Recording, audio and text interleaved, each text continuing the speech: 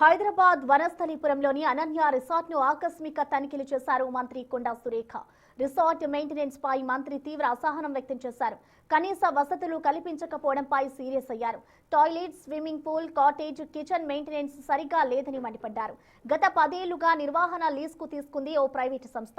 మరో 3 నెలల్లో ప్రైవేటు వ్యక్తుల నుంచి ఫారెస్ట్ డిపార్ట్మెంట్ స్వాధీనం చేసుకుని అభివృద్ధి చేస్తామన్నారు. అయితే 10 ఏళ్ల టైంలో ఒక్కసారి మాత్రమే ప్రభుత్వానికి ట్యాక్స్ చెల్లించారని సమాచారం.